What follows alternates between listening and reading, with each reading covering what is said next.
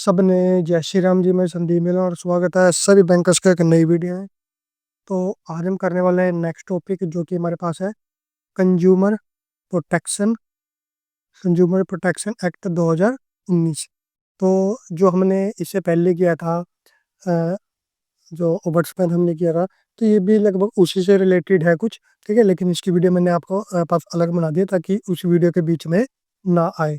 तो छोटा सा टॉपिक है, बिल्कुल 3-4 पेज का टॉपिक है जो कि हमारा थोड़ी देर में ही कवर हो जाएगा। तो चैनल पे अगर पहली बार आए तो चैनल को सब्सक्राइब जरूर करेगा, क्योंकि यहाँ पर आपको सारी वीडियो मिलेगी बिल्कुल फ्री में, कंप्लीट सिलेबस। तो चलिए शुरू करते हैं। तो फर्स्ट हमारे पास है कंज्यूमर प्रोटेक्शन एक्ट, जो 1986 था और अब जो आया है 2019 आया है।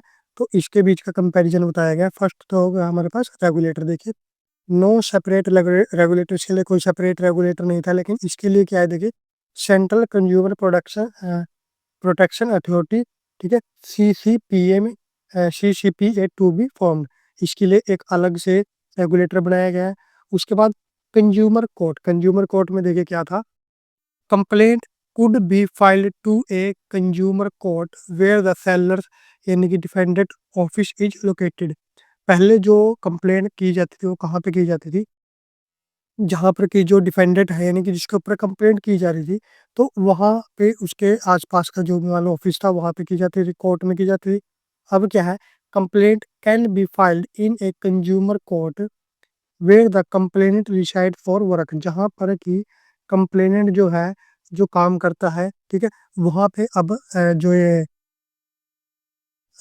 यानी कि कंप्लेंट की जा सकती है। उसके बाद है प्रोडक्ट लाइबिलिटी में देखिए क्या है, नो प्रोविजन। ठीक है, कोई प्रोविजन नहीं थी। Consumer could approach to civil court but not consumer court. कि जो कोर्ट था वो जो कंज्यूमर था वो सिविल कोर्ट में पहुंच सकता था, लेकिन कंज्यूमर कोर्ट में प्रोडक्ट लाइबिलिटी के ऊपर कोई भी केस नहीं बनता था। लेकिन अब क्या हुआ, देखिए, जो एक्ट 2019 का है, consumer can seek compensation for harm caused by A product और सर्विस। कि अब जो कंज्यूमर है वो कंपनसेशन ले सकता है अगर किसी प्रोडक्ट या सर्विस के कारण उसको कोई भी हानि हुई है, पहले नहीं था। नेक्स्ट है पिक्यूनरी जुरिडिक्शन। डिस्ट्रिक्ट लेवल पे 20 लाख, स्टेट लेवल पे 20 लाख से 1 करोड़ और नेशनल लेवल पे 1 करोड़ से ज़्यादा। ठीक है, जो वर्ड यहाँ पे है पिक्यूनरी, इसका मतलब होता है कि मनी से रिलेटेड। ठीक है, उसके बाद अब जो बिल आया है, एक्ट जो आया है 29, उसमें क्या है, देखिए, डिस्ट्रिक्ट लेवल पे अप टू 1 करोड़, स्टेट पे 1 करोड़ टू 10 करोड़ और नेशनल पे अबो 10 करोड़। तो ये सारा चेंज हो गया। ई कॉमर्स के लिए पहले कोई भी प्रोविजन नहीं था, अब क्या हो गया, all rules of direct selling extended to e commerce. अब ई कॉमर्स भी इस एक्ट के अंदर आ गया है।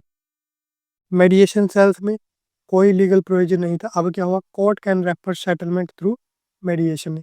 मेडिएशन का मतलब क्या है कि बीच का जो कोई भी मध्यस्थता करने के लिए आता है, ठीक है, जो उस डिस्प्यूट को मान लो ठीक कर सकता है, तो उसके लिए भी प्रोविजन दी गई है।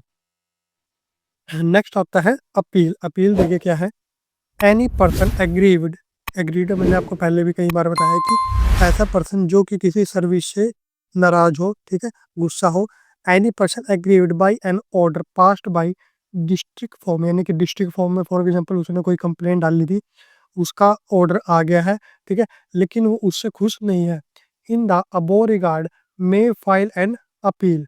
तो वो क्या कर सकता है, वो एक अपील फाइल कर सकता है बिफोर स्टेट कमीशन। बिफोर का मतलब आपको पता है, वैसे तो पहले होता है, ठीक है, यहाँ पे लेकिन क्या होता है कि उसमें यानी कि स्टेट कमीशन में वो जो कंप्लेंट अपनी डाल सकता है, अपील कर सकता है।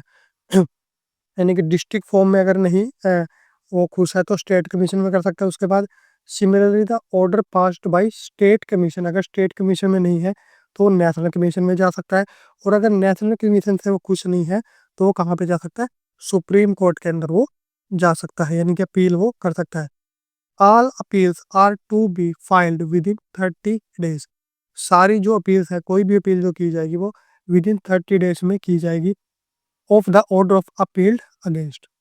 नेक्स्ट है लिमिटेशन पीरियड। लिमिटेशन पीरियड में देखिए क्या है, the district form district form, state commission and national commission shall not admit A complaint unless, यानी कि तीनों तीन जो फॉर्म है वो कब तक या कब कोई भी कंप्लेंट जो एडमिट नहीं करेंगे, कब it is filed within 2 years from the date on which the cause of action has arisen, यानी कि अगर कोई भी जो कमी थी, मान लो डेफिशिएंसी थी प्रोडक्ट में, या उससे कोई भी अगर जो पर्सन था एग्रीड था, तो उसकी जो कंप्लेंट है वो विद इन 2 years के अंदर होनी चाहिए। अगर 2 साल के बाद वो कंप्लेंट की जाती है तो वो एडमिट नहीं की जाएगी जो कोई भी कमीशन है उसके द्वारा।